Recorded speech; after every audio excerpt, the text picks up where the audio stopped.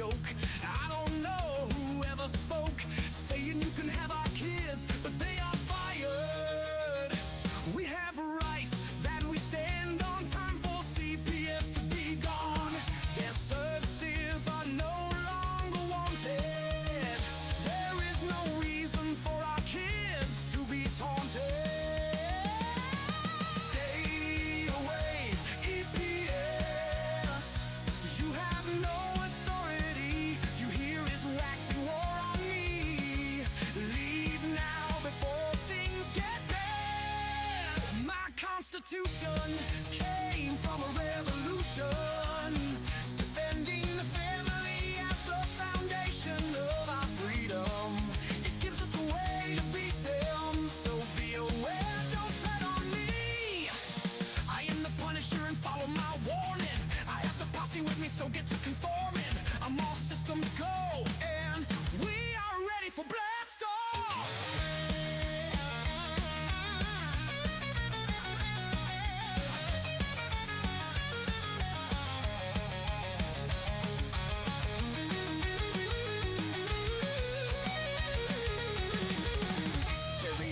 Hiding behind the night, giving EPS a hell of a fight. He's not backing down while they try and steal his freedom. So challenge his will and feel his wrath.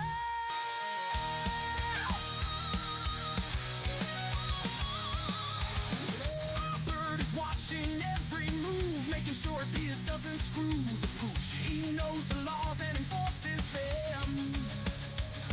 DPS, watch out, get off the porch, you can't come in. Danielle is fired up, looking for action. She hates CPS with a great passion. She'll fight all night if it needs be. Fighting APS is where she should be. Gunner is fierce with his knowledge, pretty good for a guy with no college. He was quiet until they ruffled his feathers. Now he's pissed and won't stop until it's over. We all have come together to fight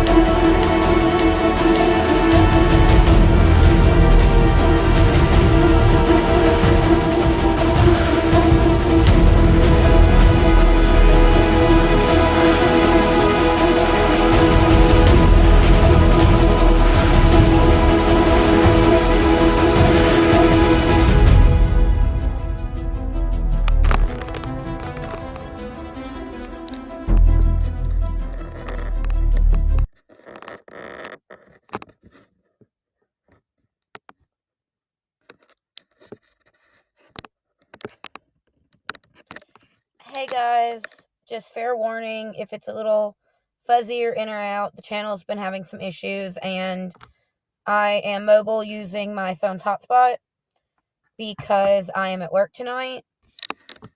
We're just going to go over a few things, both just for everybody and a couple of my personal things, since some of you are there too. For those of you that don't know, I am in Alabama, and my issues lie in a county that I don't even reside in. But earlier today, I made a video that I put on TikTok and on Facebook about how if you have your parental rights, you have the right to your child's school records and their medical records, unless there is a court order saying specifically that you can't have them. This is true if you have, sorry, I have to fix myself. If you have a court case, whether it be with the other parent, CPS, a third party, whomever. There were some people that were wanting to argue with me about it. Firstly, the right to have your child's school records is a federal right under the FERPA Act, FERPA. This act specifically states whomever has parental rights of the child, whether they have custody or not. Again, I'm paraphrasing, and before anybody gets funny, I'm not an attorney, a lawyer, any of that. This is my understanding and from what I have read and things of that nature. It states if you have parental rights, whether you have custody or not, you have the right to your child's school records, unless there is a court order stating that you do not have the right to have them, which means a judge would have to sign that. From what I am seeing in Alabama, I have yet to find anybody who a judge has signed off that they can't have their child's school records. However, I also have not met anyone who has a CPS case in Alabama who has their child's school records, whether they have asked for them or not. Many times they're being told by the school system that their child attends or by DHR/CPS, you can't have those records, or you have to subpoena those records, or this, that, or the third. No. You have the right to them. And as far as medical records, that is the same thing. In many cases in Alabama, CPS is telling these parents, oh, well, we don't know if we have the records, or no, those records are CPS property. Hold on. A child's medical records is CPS's property. If their medical records are your property, are you considering the children your property too? That's unacceptable. They will often tell these schools and these doctors' offices and medical providers, the children, don't give the parents this information if the parents contact you. We as DHR/CPS say no. Some people have even been told by medical providers, your children are under protective custody. You can't have that information. Again, unless there's a court order saying you can't have it, you have a right to that. And not only that, the whole point is for your children to come home, regardless of why they were removed, unless it was something absolutely horrific. And the point of that is, you cannot accurately and adequately prepare for your children to come home if you do not have their medical records, if you do not have their school records. If you don't have these things, you don't have their medications, their diagnosis, whatever the heck has happened to them. You don't have their grades. any notes from a counselor or a teacher or any suspensions or any of that. You cannot adequately take care of a child if you don't know about that child, even if it's your own child. So just keep in mind, you have a right to these things. The FERPA Act for school records, that is a federal law. The medical records would fall more under your constitutional rights as a parent, from my understanding. If anyone else that's on wants to hop in, that's cool. I'm trying to think.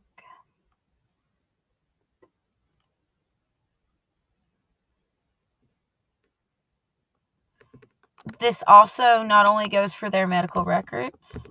Again, unless there is something that says you cannot go. Something from a judge, a court order, not CPS's YAP.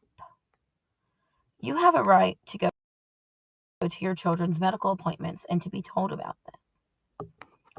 Keep these things in mind and be sure to request their records, because many times things may be omitted to the records or added in there that are not true. And that's a problem. Not only for you to be able to take care of your child accurately, these children's medical records, they're going to need their entire life. If nobody has them, or they're messed up, or they're incorrect, how is that taking care of the child? How is that in the best interest of the child, as they say? I find that and neglectful if CPS is not taking care of these things. And in that regard, last week, myself and a few other advocates from Alabama went to Montgomery. They are working on a bill in Montgomery, again, I'm in Alabama, that outlines some requirements for CPS. The thing is, most of these requirements are already outlined by the law and by their own policy. However, these things are typically not being followed, comprehended, cared about. I don't know. There are a few added requirements. However, it's nothing massive, nothing that would be a major overtaking. The committee that's working on it is tweaking some language. Hey, Chris. They're tweaking some language on it currently. And we listened while they were going over some wording that they were concerned about. And part of the wording is that CPS is required to give parents information about why they're being investigated, about basically their investigation report. In that, they should be providing what is going on and why they're being investigated. The wording of this bill states, unless there is SA or another crime taking place. And then in those cases, the investigation reports would be handed over to the local authorities. That sounds great, correct? While we were sitting there, a representative from the southern half of Alabama asked, and he was not joking, he asked, well, children aren't being removed unless there's a criminal component to the investigation, correct? I had to hold my tongue and wait till they were done for me to go speak to him. I told him about my case. I told him about Chris out of Talladega County, who is now deceased due to what happened to his family. He took his own life. I told him that there were hundreds of other families that there were no criminal allegations and or no criminal or evidence of these criminal allegations. and these children are still being removed. These children are not necessarily accounted for. These children are not returning home. These children are being TPR'd and adopted out for no reason other than for the money. And that is unacceptable. I explained that, and he was absolutely appalled and did not understand. But when he had originally asked a question in the representatives meeting, one representative stated, well, if there's drug use is criminal in the state of Alabama and in most other states in America. Someone said, well, physical abuse, but like light physical abuse. And then she kind of trailed out because she realized that, again, it's criminal to harm someone, to physically harm someone. Someone else said, well, if your house is dirty, not like unlivable dirty, but like dirty, which that would be really objective, depending on whoever is making that decision.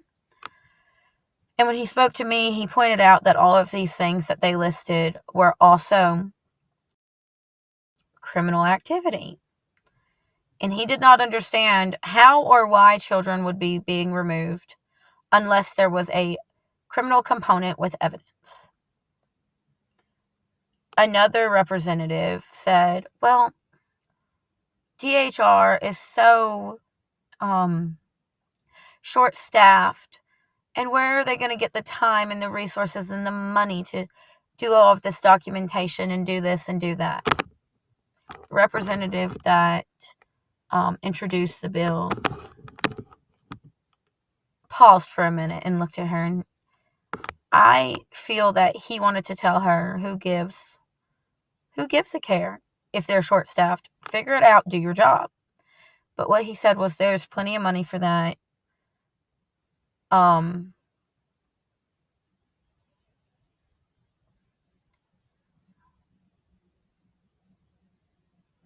Yes, Amy White, the FERPA Act is a federal law that protects the privacy of student education records. And you're correct, it does grant parents and students the right to these education records. And that was what I was saying. Correct. Any institution that receives funds from the U.S. Department of Education. It gets a little wonky if there is a private school or something involved, because sometimes they take federal funding, sometimes they don't. But in retrospect to the state of Alabama, there is now the CHOOSE Act, which is federal funding. So if a private school is taking the CHOOSE Act or one of the lunch programs or any of that, if they get even federal funding, and eligible students have the right to affect. Yes, Amy. But again, back to that meeting, the one representative was worried about CPS being overworked. Well, if they weren't erroneously picking up all these children, that would not be. Amy, you can request records be amended through the FERPA Act. Alabama claims to have over 6,000 or around 6,000 foster children. I have asked since December. I've asked to the point that I have quit asking, because I know they see my questions and they've yet to answer them. I don't know if this 6,000 includes just foster children whose parents still have rights. I don't know if this includes the children that are in the Heart Gallery of Alabama, which is their pity adoption site that looks like an animal shelter site. I don't know what they've got going on. They did not disclose if this included those over the age of 21 who may be in care for various reasons. I've also noticed in the last 8 months, probably, throughout the state, because I travel some for work, hence why I'm in my car tonight, billboards for adult foster care, for like elderly foster care, that say things like, wouldn't you love to help somebody's grandma by allowing them to live with you? Or things that would paraphrase. Stop. I think Alabama is starting to notice parents are starting to get smart and protect their families and protect their children. That I believe that Alabama has decided that the elderly is the way to go. Because we live in the South. There's an abundance of elderly people, many of which have little to no resources, and their family have little to no resources. So they're making money off of them. And in many cases, getting their retirement checks, their disability checks, their pensions, what have you, their homes, all of that. The bill I was talking about, it probably will be a bit before they vote on it in committee. It is HB 340. Let me double check that real quick.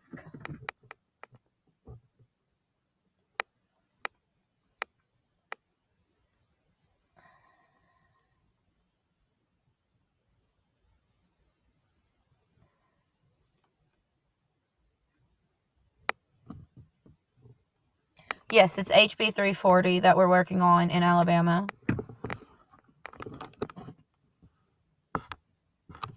Erica, I did not, first of all, welcome. Secondly, I did not know that they put your stepson in the Heart Gallery back in February of last year. That's ridiculous. It's a pity puppy site. That's all it is.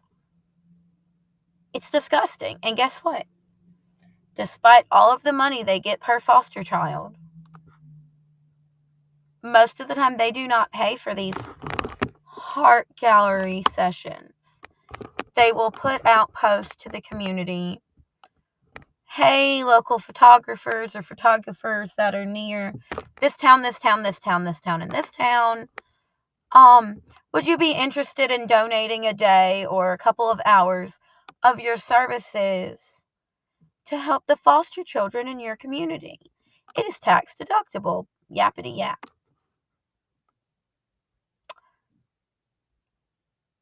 Asking for free services. First of all, you should not be putting children on a animal shelter kind of site. Hold on, Laura. I'm trying to see what you're saying.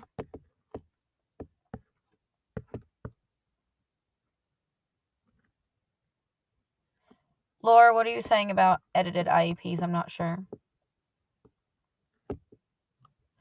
That's great that you got good pictures. That at least is a plus. But they don't pay the money for that. Many times, CPS and foster parents post, oh my goodness, I got an emergency placement, or oh my goodness, I'm about to be licensed as a foster parent. Please donate XYZ QFE.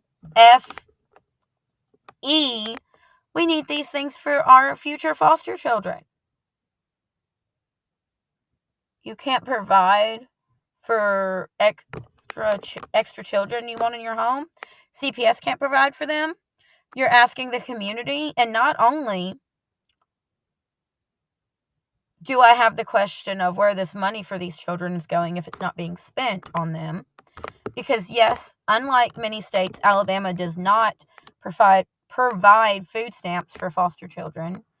They get free breakfast and lunch at school if they're school age.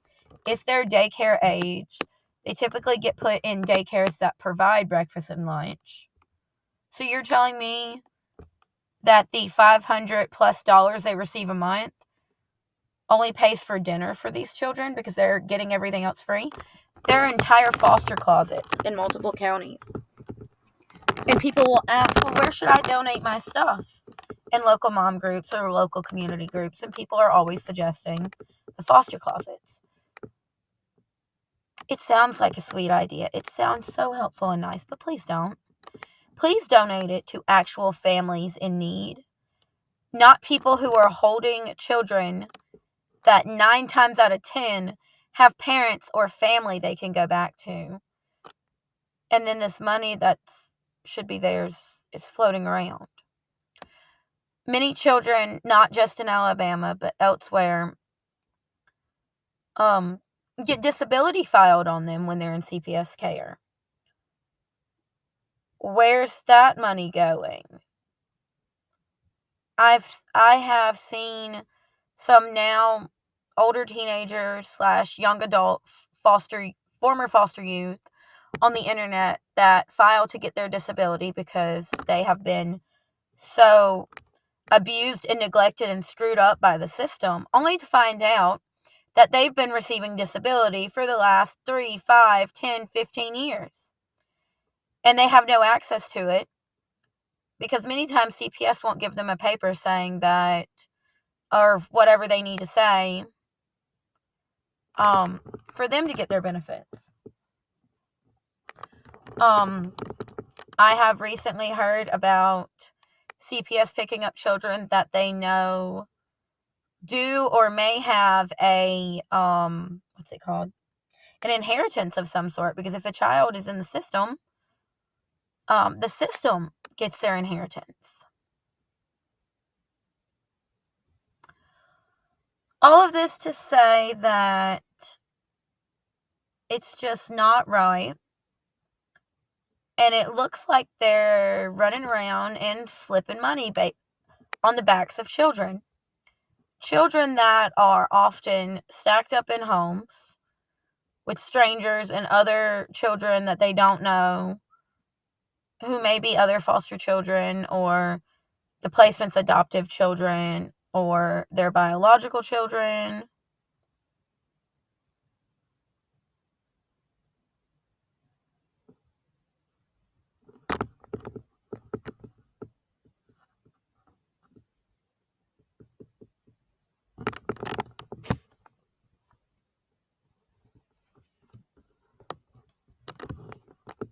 Correct, Amy. And that's some of the things that they're trying to fight is the right to review and copy documents at no cost. CPS in Alabama, as well as juvenile courts, routinely try to charge parents for these documents. Oftentimes, these are parents that cannot pay. There was another part that I was going to say. They're trying to throw a fit about the right to record them, which, if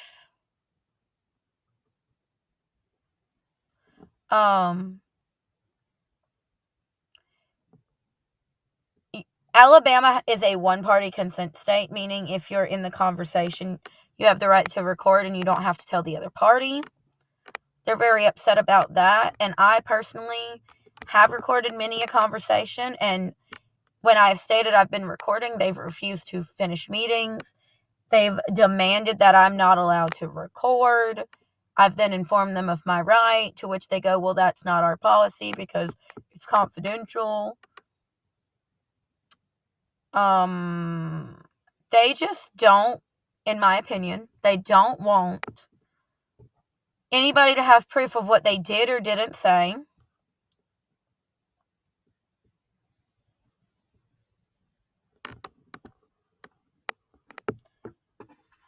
Thank you, Amy, for putting parts of it up here.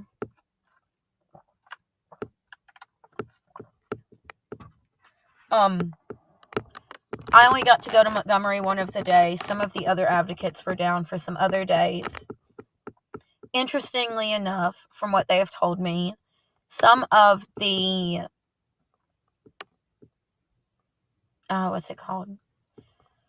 some of the organizations that are in opposition of HB 340 are various sheriff's departments, Alabama DHR, and a child advocacy group. The child advocacy group says that they're going to side with DHR.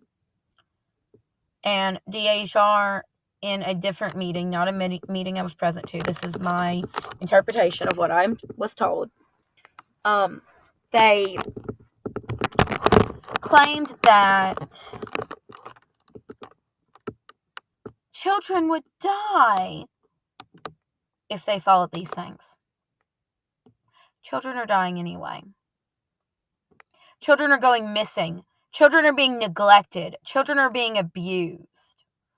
From what I'm told from another advocate, when they said that, the state DHR commissioner, Nancy Buckner, was there. And she, from what I was told, passed around photos of severely abused children, many of which were unclothed, in a legislative meeting. A meeting that, mind you, there were 2 or 3 teenagers present, aka children, because they were shadowing it on some legislative school trip thing. She claimed that these children received these injuries with their guardians. They did not clarify whether the guardians were the biological parents. They did not clarify if the guardians were other family members. They did not clarify if the guardians were a foster placement or group home. They did not clarify.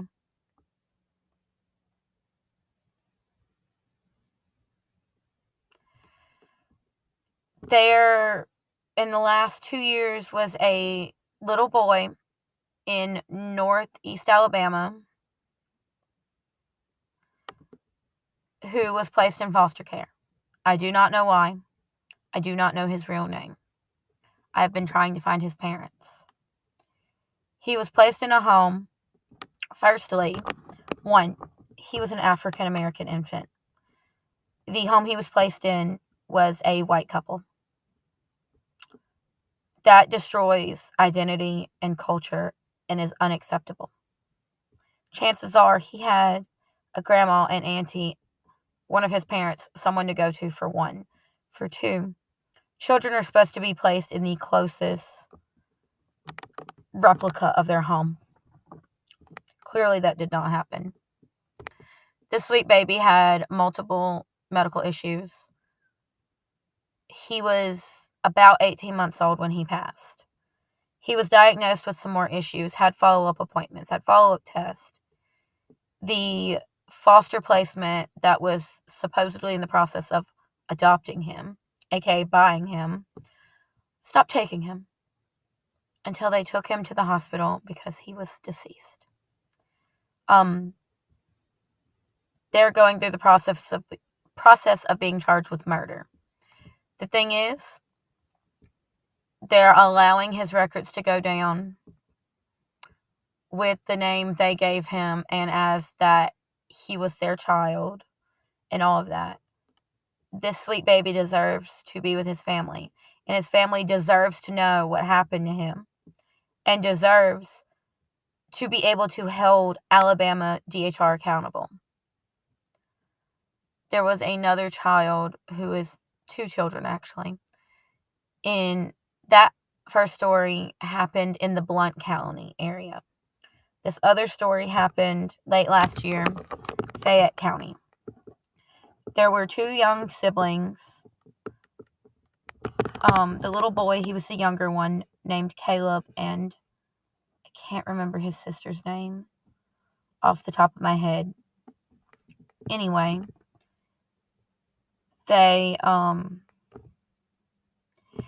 their family apparently had dealings with CPS for, I've heard various stories of severe child abuse, domestic violence, this or that. I'm unclear. However, a couple months ago, they found the family's vehicle driven into a tree at 90 miles an hour. Daddy was in the car. 2-year-old sister was in the car. Daddy and 2-year-old sister died on impact. 2-year-old sister was in the back seat without a car seat, without a seatbelt, without anything. And died in the back seat going 90 into a tree. The mama was slung partway out of the truck. However, she did survive the ordeal. Here's the kicker. When that happened,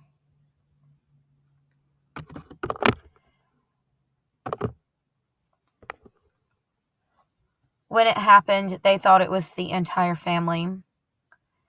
They found out several hours or the next day that the family had a 1-year-old little boy. So they went back to the site of the accident to find him, only for him to be unaccounted for. So they started searching for him. He has still not been found and is presumed deceased.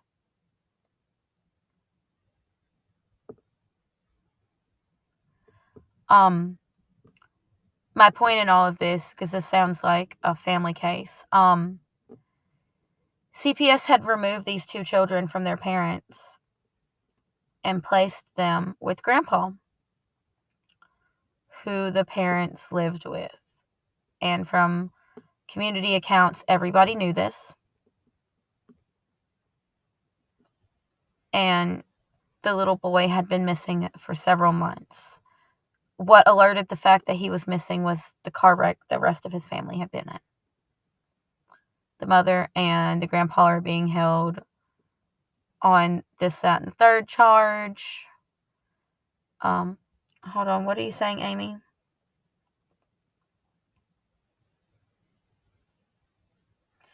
And see.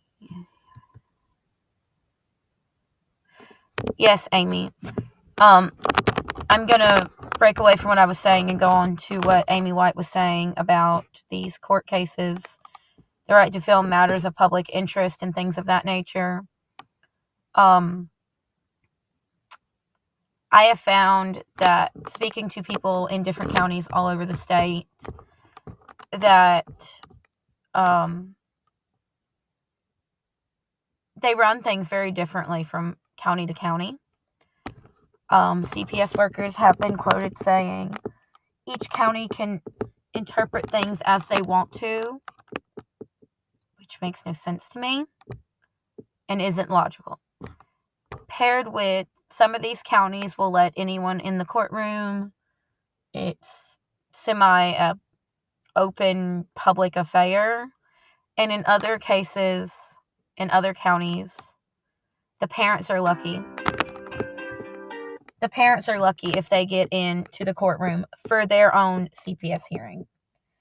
And them sharing or bringing anyone else in is basically a no-go.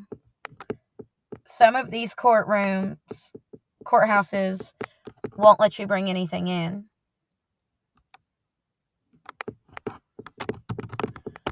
They won't let you bring anything in. They won't let you bring your recorder in.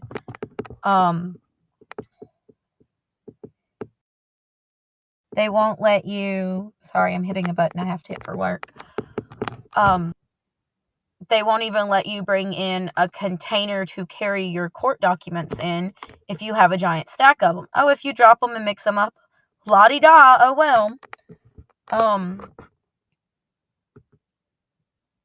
They do not, in my opinion, want proof of anything. And I know what Amy is quoting says the interest of the public. CPS tries to claim confidentiality of the child, blah, blah, blah.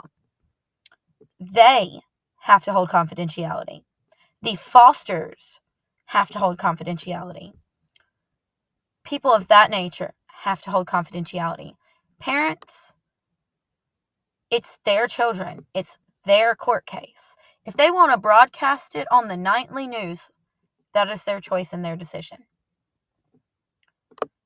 I find these matters, especially these CPS matters of public interest. So the public can see how CPS and the judges and the guardian ad litems behave, and how they, more often than not, do not follow policies and laws.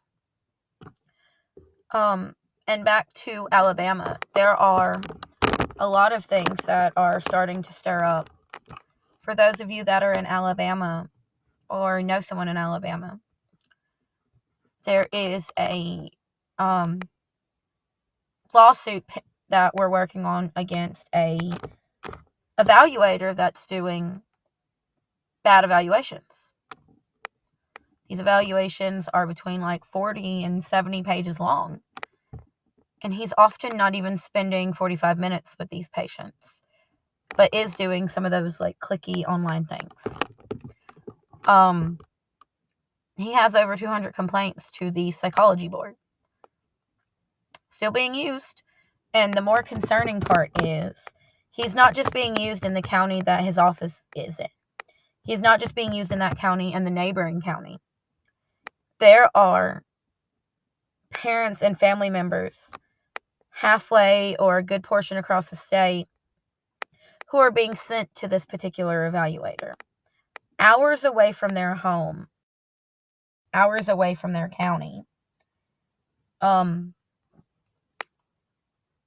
Where there are 3, 4, 5 bigger cities, counties, places that have an abundance of evaluators. But most people throughout the state are being sent to this one particular evaluator. There are parents that are starting to out all kinds of things. There are parents that have been quiet and have quietly said a few things here and there in private groups. There are parents who haven't said anything and are seeing people stand up and rise up and are saying things. Not only are these parents of people or parents of children who are teenagers or children now, these are parents and grandparents and aunts and uncles and other family members of something is making noise. Okay, something else on my computer. Family members and parents and grandparents and all of the other people in your family standing up for things that happened years and years ago. Some of these cases are from the 80s, the 90s, the early 2000s. Some of these parents who are standing up and grandparents who are standing up and saying, that happened to me too. Their children and grandchildren are older than I am, and I am 28 years old. I was discussing statistics on adoption and abuse and things in a Alabama Facebook group page thread the other day. And somebody brought up my personal issues. I was talking statistics. I was talking facts.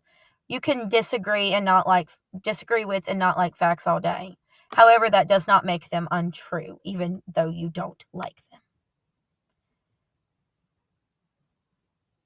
People kept bringing up my issues, so. And, hold on just a minute. I'm sorry, I've worked a lot of hours this week and I'm tired. They brought up the fact of, well, you must be lying. There must be something wrong. You must not be telling the whole truth.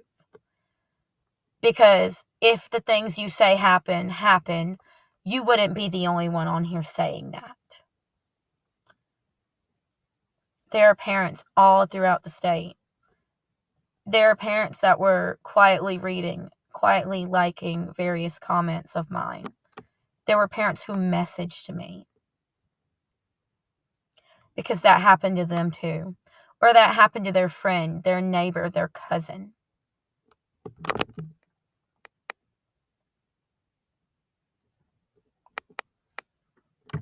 My point is, it's not just one person, or 2 people, or 3 people, or even 100 people. It is happening all over Alabama and all over the country. And like the guys said on the show before me, Darren and Gunner and Mr. Herb, the louder everyone gets and the more the communities realize what's going on, the harder it is to get information out because things don't work right. Things glitch. Things crash. Those who want to say that we're unreliable and don't have factual information, they attack us more. And that's unacceptable.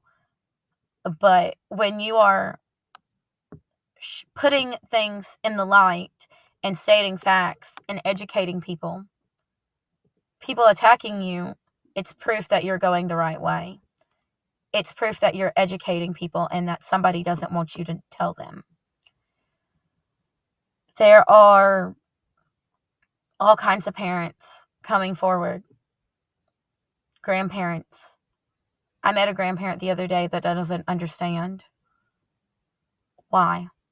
That didn't understand how deep it was. She knew it was deep. She did not know it was that deep till we spoke. I run into people every day. Everywhere. Doesn't matter where in the state I'm at. I could be in a gas station. I could be on the phone walking through a grocery store or any other kind of store. I could be anywhere, and I see it. I hear it. People hear me talking when I'm on things like this, which I'm not walking through a store right now. It's midnight. But often when I discuss things with other advocates or with my best friend on the phone, in public, on purpose. And the thing is, these people are not just hearing my side of what I have to say.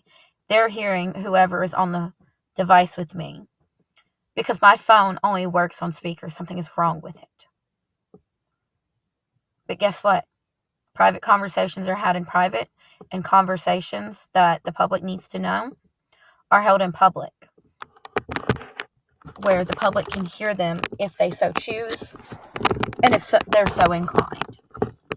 But like I said, the more we out things, the more people come for us, the more people lie.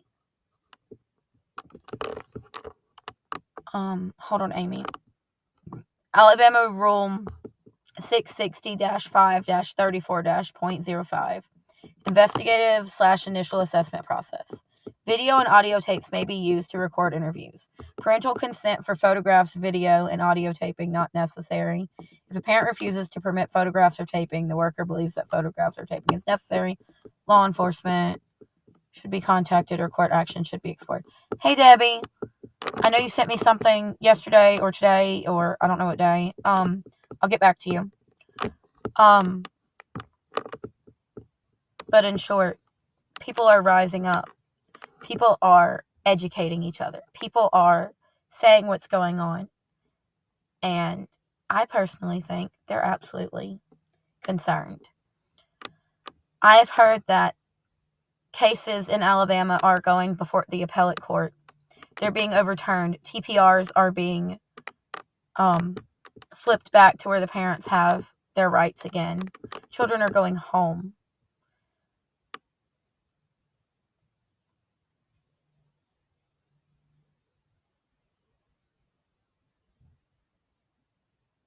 I'm not sure what you're saying.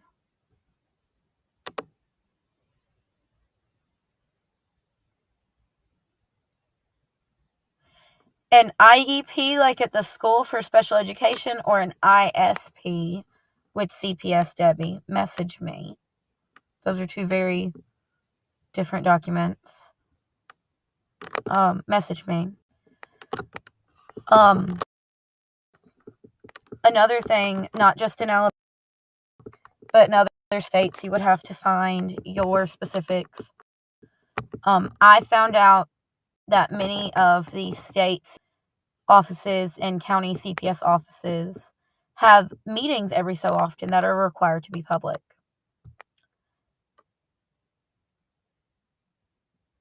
And they're supposed to allow people to speak if they want to. Find out when those meetings are in your area. I'm having trouble finding it, so if anyone finds the Alabama ones, definitely send them to me. For those of you that are in Alabama, Alabama State DHR is having one April 24th in Montgomery. Message me if you need the details. From my understanding, they do not Zoom these meetings out, which is very concerning because that means that it's very difficult for anyone in the public to see, to hear, or to be present for. We've looked for several counties meetings and can't find them. We're still working on that. Your states also have a, what's it called? The psychology board, psychiatry board.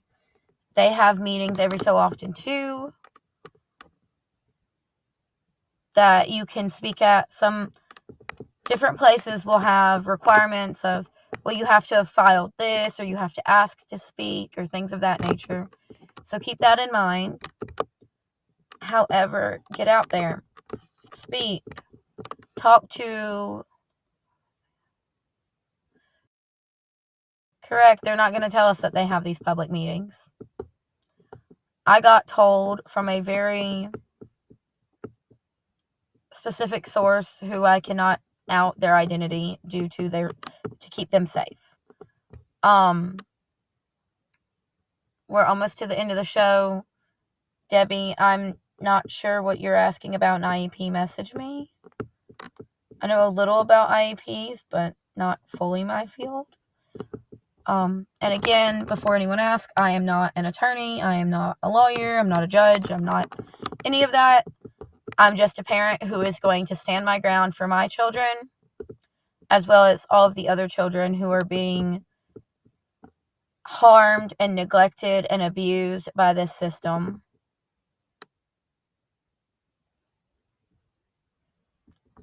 Laura, you're welcome to message me too. I'm not 100% sure what you're talking about, because messages are coming in all out of order. But definitely. But my whole point tonight was, there are things moving. There are things shaking. Stand up, be a voice, help. There are new people speaking every day, whether that be privately to a few people, or whether they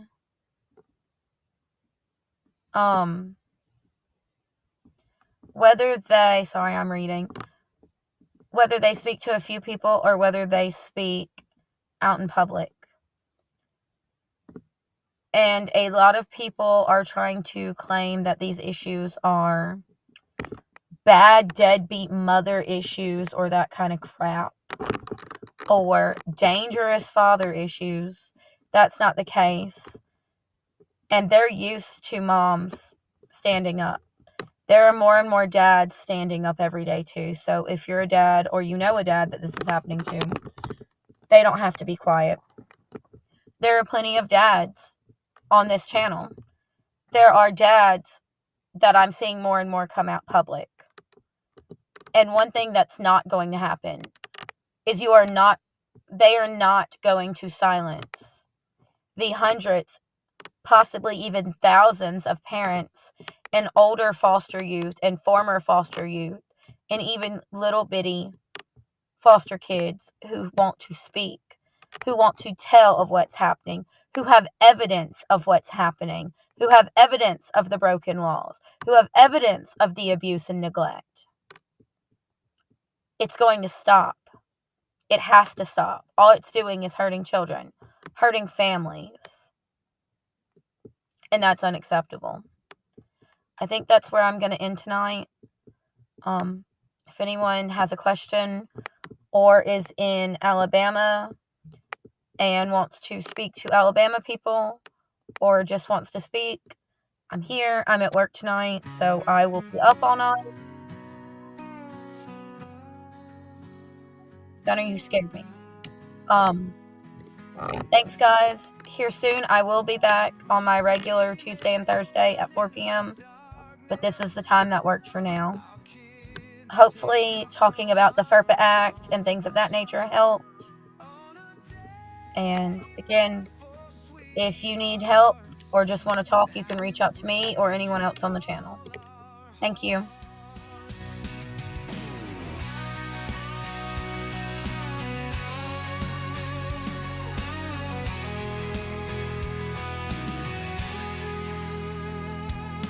Tiff screams into the night. Kim's voice is strong and clear.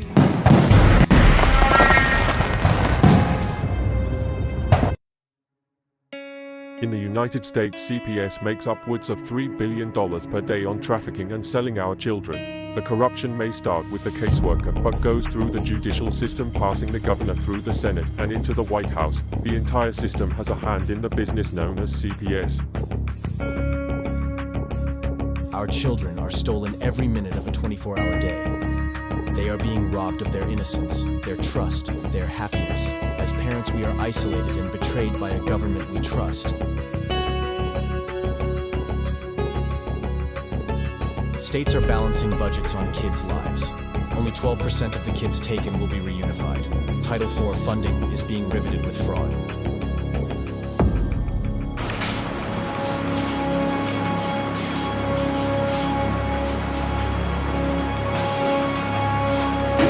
We need to stop CPUs and abolish CPUs. BloodMoneyAndBrokenHomes is leading the way. Join us.